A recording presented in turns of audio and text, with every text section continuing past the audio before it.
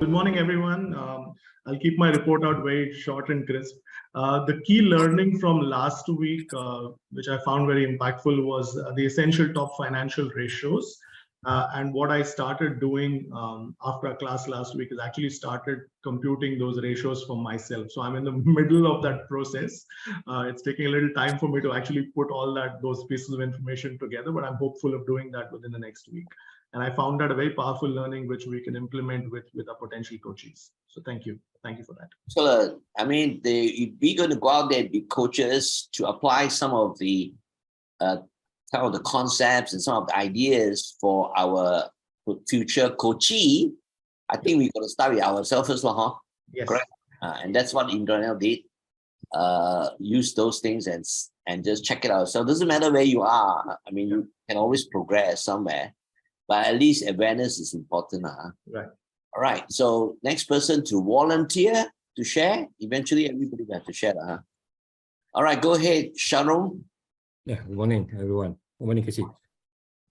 Okay. My key idea is really the one that struck on my mind is setting financial goal with client on the case study, especially because this one you need to understand better how to set possible financial goal for them, and of course we can help them to improve their financial well-being. Yep. Okay. That's best. Yeah. Any jump in if you have any comments? Yes. Okay, Ken, no problem. And Pai is raising the hand. Then Lingus also raised the hand. Okay, Pai, go ahead. Thank you, sir. Good morning. Morning. Yes, I'm also learning from last 2 weeks ago. Number one thing is success habits. I learned types of habits in the trainings that reflect me to press some more habits to get more stronger. So some habits I don't have, I need to practice. Second thing is like financial ratio. That is also remind me to arrange where I want to go in terms of the financial matters and all that. So thank you so much. Thank you, Pai. Can you just share one habit, if you don't mind, if it's not too personal, that you intend to put into practice? Habit of perseverance. So perseverance. Okay, very good. Because whenever I do whatever I like to do, so I don't want to do this and that. I want to do something. I want to do it until success. You know, this is a very powerful idea, which perseverance, the ability to stay focused and to pursue a particular goal and a particular dream. However, you know, every idea also have a opposite idea. We call it yin yang. So it's a balance between one idea with another idea. For example, drinking is bad, you know, but then some people say drinking is good. So there's always an opposite idea. Now, in perseverance, the important part is to know in certain cases when to let go. Sometimes if you pursue a particular business or you dump money into a business and it is not going the way you want to go, so sometimes you have to make a very, very important decision when to let go, which is the other part of it. So every theory has a this theory in a sense. So you also explore the other part. Just my sharing. Thank you, Pai. Next person is Lingus. Am I right? Yes, Casey. Morning. Morning. Okay, for me, I think the cash flow statements are quite interesting for me. Even though it's like a simple statement, it's playing with the numbers, but we setting up the priorities and criticals very challenging. After that, we giving the financial objective like outcome, achievement, and process is like show us how valuable we are the coach to giving the advice on that. It's not easy to give the advice like simply can give the outcome like we do the exercise on that. It's need to very practical one. That's why it's very interesting for me. Yeah, good. Now, one of the things that we need to know how to change is our words that we use, because the words that's used by a coach and the words that's used by a financial advisor or planner is different. So we need to learn to practice the difference.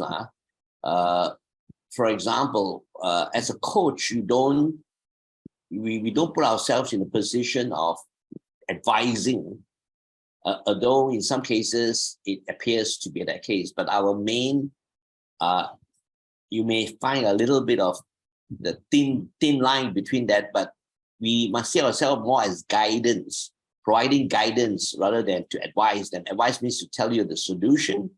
Guidance means help you find the solution. So there's a thin line between that. So as a coach, we are providing guidance and we are helping the client find the answer for them. And that would be the main frame of what we do. Just to share with you, Nicholas. Okay? All right with you, sir? All right, thank you. Next person. Okay, go ahead, Rui. Good morning, everyone. Okay, so yesterday I just used the bot analog to discuss with my clients, and then I found that it's very useful for them. They know how to balance the investment and the savings. Okay. I think it's a very useful tool. Excellent, very good. So you use it, and the client is feel that you are not just feel you are educating the client. Yeah, you're sharing some concept and not just selling products, Yeah. Thank you, Rui. Anybody else? Go ahead, Sundram. Yeah. Good morning, sir. Morning. Okay. Overall, I have learned a lot of things here, and then. Of course, everyone wants the financial freedom at the end of the life. So even to me also, I would like to go for financial freedom and so on. And I have a few things in my mind, and I think along the way I would pick up a lot of things, so that I can do it for myself, and then I will apply this to my clients. And moreover, I also just now what Rohi said, the boat analogy is one of the key point that I take note. And actually, I already seen a few sample in when I go through the Google, and a few analogy, boat analogy. So we can use that as a powerful tools to what do you call to market our products. Yeah. So I think it is one of the wonderful idea which through picture and through story, it will get a more deeper understanding to our clients.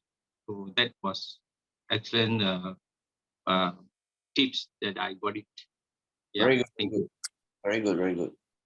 One of the very powerful way to convince or to influence people is not just telling people what to do, because you tell people what to do, some people will accept, some people won't. A better way to influence and to convince is to actually share stories. Stories are a powerful way to open up a person's mind to realization of certain ideas that you want to share with the person. So analogies and stories are good methods to be able to influence others. No? Good. Thank you, Sundram. Next person. Hey, Casey, let me share my point of view. Right. So I found one thing very interesting is about this financial health, the health statement or the cash flow statement. Right. So that actually kind of give us a focus point.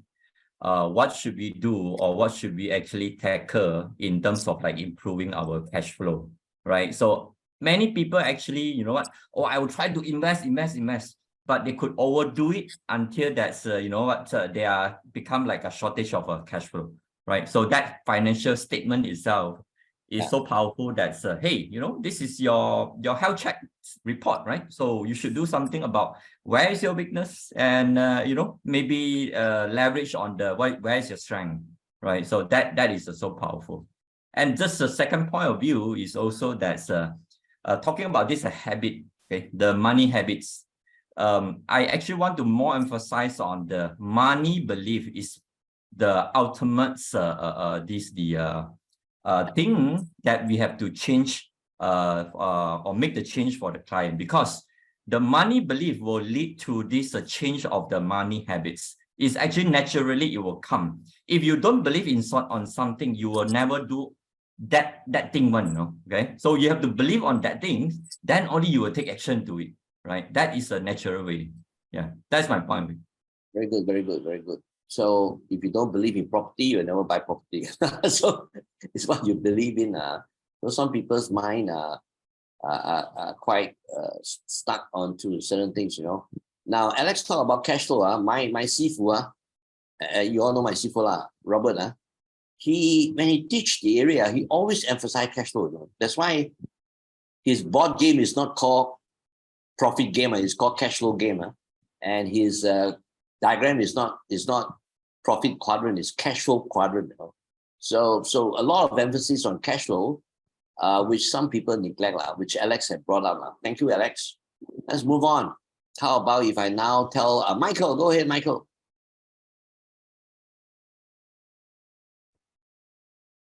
Morning, everyone. Michael from Singapore. Yeah, last week class is more like a refreshment for me. However, I think the book strategy is something that struck my mind. It's very visual and very simple and easy to explain to clients, just with the boat, with the water, and with the flag, so that client can easily understand how these three work together. Because most of the time when we try to explain to client investment versus saving, they can't visualize, put it this way. But with the boat strategy, I think it's much easier to explain. Yeah. Very good. Thank you, Michael. Thank you. Tantini. Hi, good morning, Casey. Good morning, everyone. Is it Tantini or Kartini? Tantini. Me, okay.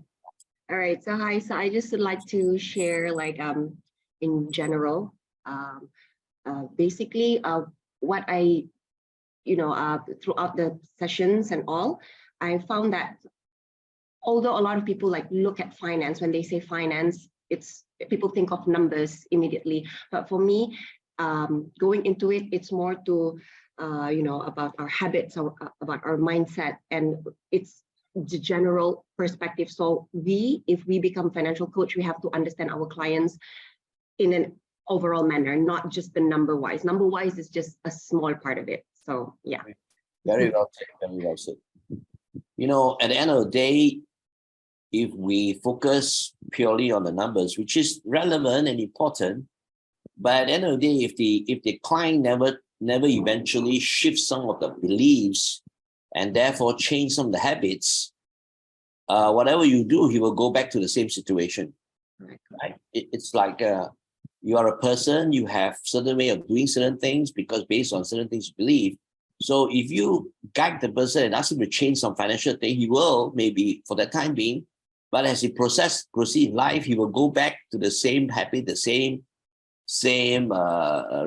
action, and then at the end of the day, the end result will go back to the same thing, right? So our goal as a coach, unlike just a financial advisor or a planner, which of course play a very important part, but we go much deeper than that, and that's a powerful role you can play, and that's the reason why a financial coach have a much longer relationship with clients, because once they see the value that you're providing and the guidance, the tendency of keeping you by their side becomes a lot more relevant than just if you are a product person, then there's so many people out there providing products, right? So that's one of the major points that we want to put across to you.